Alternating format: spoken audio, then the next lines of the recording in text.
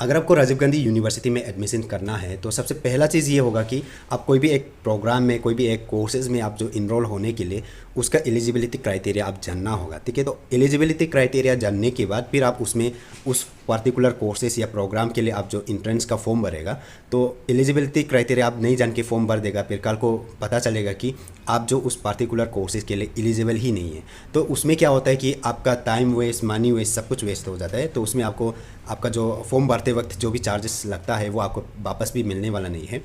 तो उसके लिए आपको क्या ज़रूरी है कि आपको जो एलिजिबिलिटी क्राइटेरिया है उसको जानना ज़रूरी है कि जैसे कि हमको एमए हिस्ट्री करना है, तो एमए हिस्ट्री के लिए जो एलिजिबिलिटी क्राइटेरिया है वो क्या है उसको आपको जानना ज़रूरी है। और जैसे कि आपको एमए पॉलिटिकल साइंस करना है तो आपको जानना ज़रूरी है कि एमए पॉलिटिकल साइंस करने के लिए आपका जो एलिजिबिलिटी क्राइटेरिया जो क्या रहेगा। ठीक है, तो वो सबको जानने के बाद फिर आपको इंट्रेंस का फॉर्म भरना होता है। फिर इंट्रेंस का फॉर्म भरने के बाद फिर आपका मन में ये सवाल आ जाएगा कि इंट्रेंस के लिए फॉर्म तो भर दिया, तो उसके लिए आप क्या चीज़ को देखेगा। ठीक है, क्या चीज़ को देखेगा और उसका कुछ सिलेबस वगैरह प्रोवाइड किया जाता है कि नहीं, और अगर सिलेबस वगैरह प्रोवाइड किया जाता है या फिर किया गया है ऐसे कुछ होने से वो कहाँ से ले सकता है। ठीक है, तो इंट्रेंस का सिलेबस और उसका जो तो उसके प्रोग्राम के लिए एलिजिबिलिटी क्राइटेरिया के बारे में काफ़ी सारे लोग मुझे पूछते रहता है। हालांकि हर किसी को मैं रिप्लाई नहीं कर पाता, नहीं बता पाता, वो अलग बात है।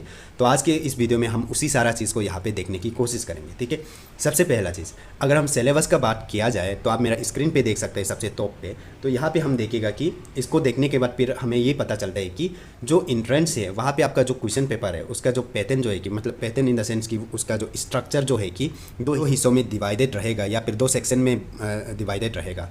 पहला जो हिस्सा है उसमें आपका जो जनरल एप्टीट्यूड करके रहेगा, और जनरल एप्टीट्यूड करके उसका अंदर में फिर से मिक्स ऑफ मतलब क्वेश्चंस जो आपको देखने को मिलेगा। तो मिक्स ऑफ क्वेश्चंस में आपका जैसे कि जनरल इंग्लिश हो सकता है, जनरल इंग्लिश से होगा, फिर आपका जनरल नॉलेज होगा, उसके बाद जो करंट अफेयर्स, उसके बाद मैथमेटिक्स जो है कि आपका क्लास 6 to 10 का बीच का कोई भी क्लास से आ सकता है। ठीक है, तो उसको हम क्या बोलते हैं कि एलिमेंट्री मैथमेटिक्स। ठीक है, तो आपका एलिमेंट्री मैथमेटिक्स से भी आएगा क्वेश्चन। उसके बाद फिर कुछ लॉजिकल वाला क्वेश्चन भी आएगा। तो ये सारा चीज़ को मिला करके आपका जो जनरल एप्टीट्यूड वाला सेक्शन जो है कि जनरल एप्टीट्यूड वाला स्ट्रक्चर जो है कि फॉर्म होता है। ठीक है, उसके बाद दूसरा जो है स्ट्रक्चर जो है कि आपका दूसरा जो हिस्सा है यानी कि पार्ट या सेक्शन बोल सकते हैं, तो वो है कि आपका डोमेन सब्जेक्ट।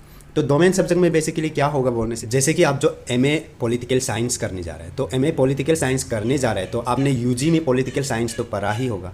तो पॉलिटिकल साइंस के लिए आप फॉर्म भर रहे हैं तो फिर आपको पॉलिटिकल साइंस का रिलेटेड ही आपका जो 80% जो क्वेश्चन है वहाँ से आपको पूछा जाएगा। और वो जो आपका यूजी लेवल में आपने पॉलिटिकल साइंस पढ़ा ही है तो उसको तो आपको देखना ही पड़ेगा। ठीक है, उसके बाद फिर आप इकोनॉमिक्स के लिए एमए इकोनॉमिक्स के लिए भर रहे बोलने से, तो आप यूजी लेवल का जो इकोनॉमिक्स का सिलेबस को आपने पढ़ा ही है, तो आप 3 साल कॉलेज तो बेसिकली 3 साल होता है, तो 3 साल में जितना आपने मतलब इकोनॉमिक्स पढ़ा हुआ है तो उसी से ही आपको सवाल पूछा जाएगा। ठीक है, तो यहाँ पे ज़्यादा कोई मुश्किल वाला चीज़ है नहीं, तो आपको इसको मतलब आराम से आपके लिए मतलब आराम से हो जाएगा ऐसी चीज़ें। ठीक है, तो ऐसे हो के फिर आप मेरा स्क्रीन पे देख ही सकते हैं कि यहाँ पे काफ़ी सारे चीज़ें यहाँ पे आपको देखने को मिल जाएगा। तो ये जो लगभग 13 पेजेस से 100% मैं आपको यहाँ पे नहीं बता पाऊँगा, तो आप बस यहाँ पे आइडिया लेने के लिए कुछ जो भी चीज़ हम बता रहे हैं उस चीज़ को ध्यान से सुनो, उसके बाद देखो।